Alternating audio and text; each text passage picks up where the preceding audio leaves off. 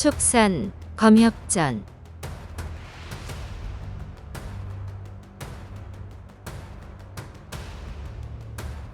21화 오음보와 자금낭.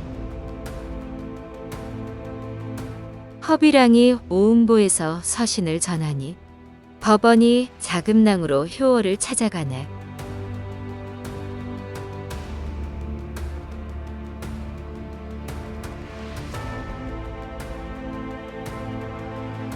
법원은 구화산에서 재영운 일행과 마주쳐 고전하던 중 우연히 만난 허비랑의 도움으로 위기를 모면했다. 허비랑의 말에 상대가 제수명의 핏줄임을 알고 속으로 혀를 내두르며 얼른 물러나 바로 귀원사로 향했다. 다만 이곳에 제수명의 별부가 있으니 용화와 뇌음이 버티기 쉽지 않았을 텐데 올라가봤자 소용없지 않을까? 헛수고가 될 것이 뻔했지만 그냥 돌아가자니 아쉬웠다. 이왕 여기까지 왔으니 일단 들러보기로 하였다. 귀원사의 당도하니 활짝 열린 대문 앞에 마른 나뭇가지와 낙엽이 어지럽게 나뒹굴고 있었다. 사찰 전체가 고요하고 인기척이 전혀 없었다. 들어가 대전을 둘러보니 불상과 불단이 멀쩡하기는 했지만 먼지가 수북했다. 낯선 발소리에 놀란 박쥐가 푸드덕거리며 처마 밑으로 날아갔다. 일상의 흔적을 전혀 찾을 수 없으니 용화와 뇌음은 이곳에 없는 것이 분명했다. 선방도 먼지가 가득하긴 마찬가지이고 문 앞에 두 동강 난 검은 선장이 떨어져 있었다. 가만 보니 용화의 강철 선장인데 날카로운 무기에 잘린 것 같았다.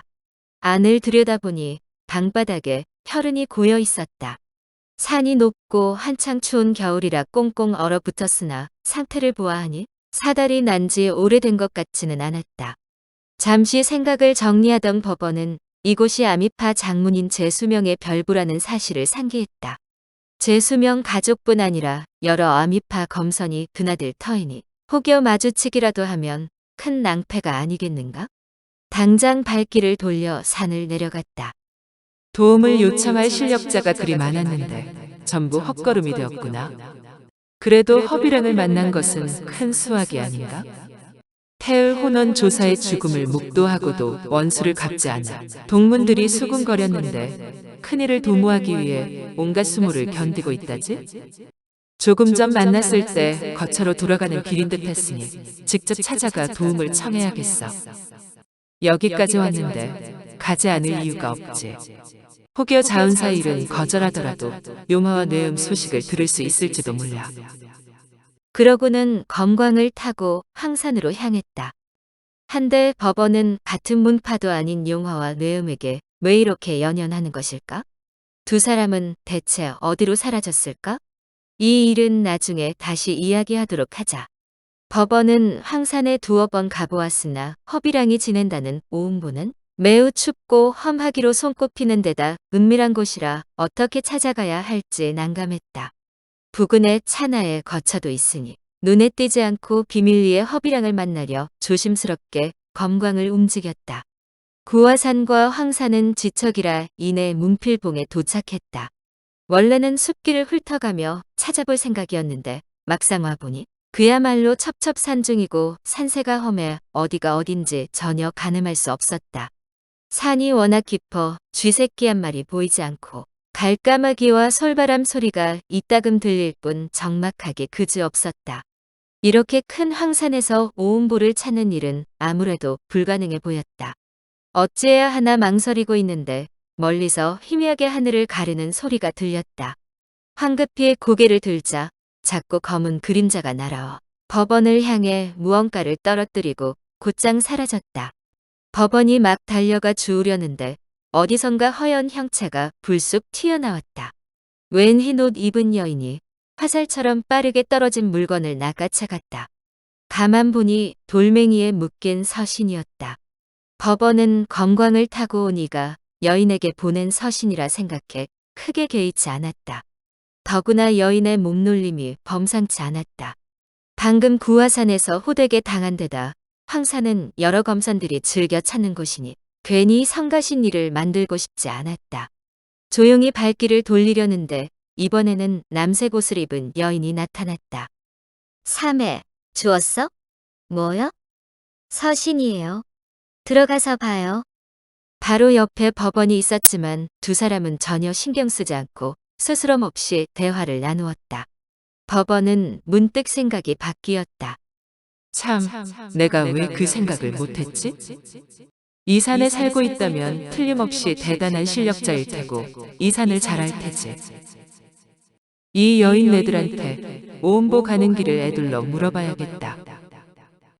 법원이 두 사람에게 가까이 다가서며 말을 걸었다. 실례합니다.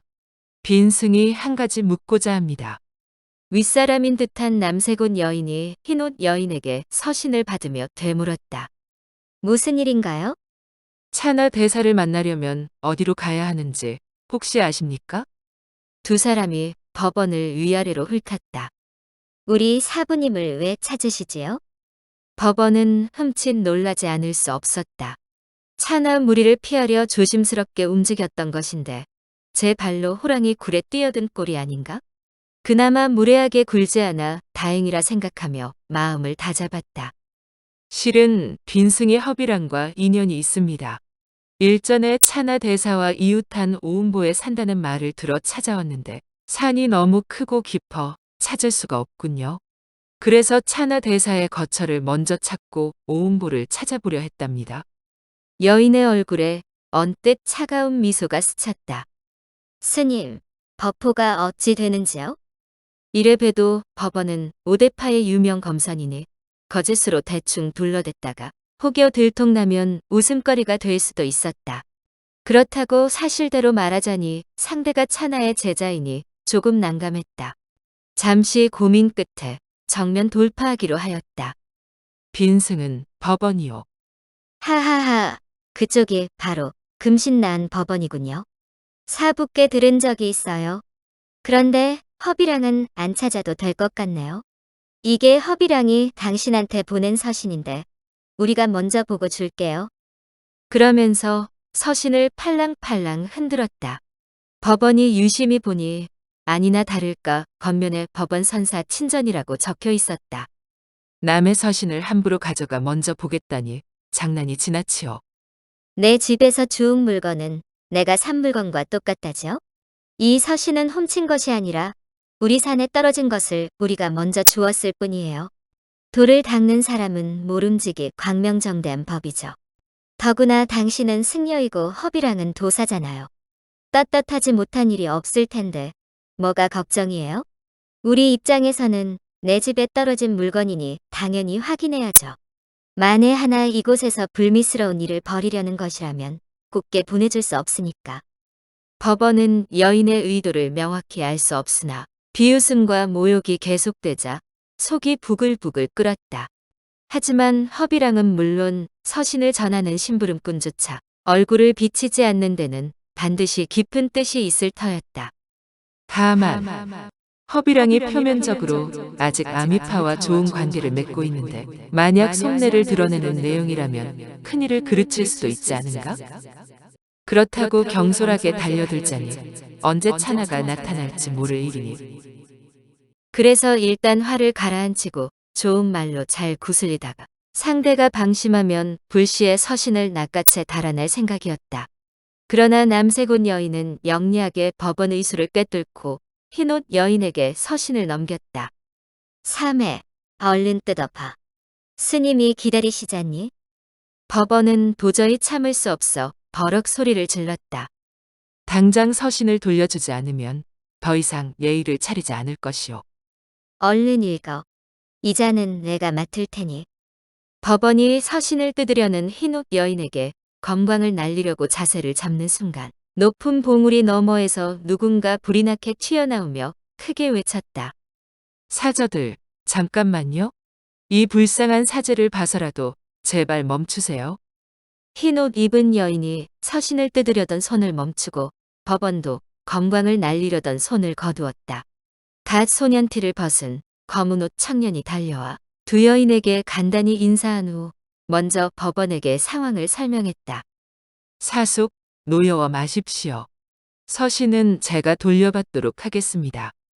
법원은 처음 보는 청년이 사숙이라 불러 조금 의아했지만 어쨌거나 자기를 도우려는 사람이니 점잖게 대했다.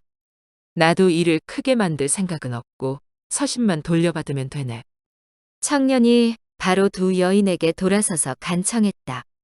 사저들, 제 사정 좀 봐주세요.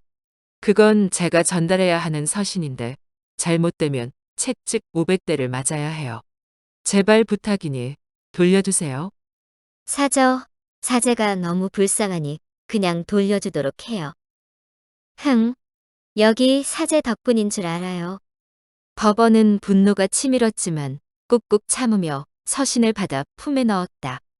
사숙께 서신을 전하되 직접 만나지는 말라는 사부님명이 있었는데 잘못해서 서신이 사저들 손에 들어가고 말았습니다. 뜯어보지 않아 천만 다행입니다.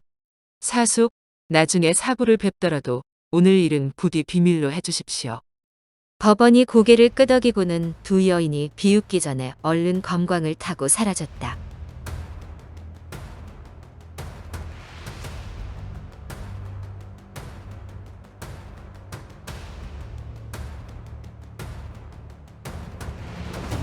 다음 화에서 이어집니다. 더 좋은 콘텐츠를 제작하기 위하여 구독과 좋아요, 알림 설정 부탁드려요.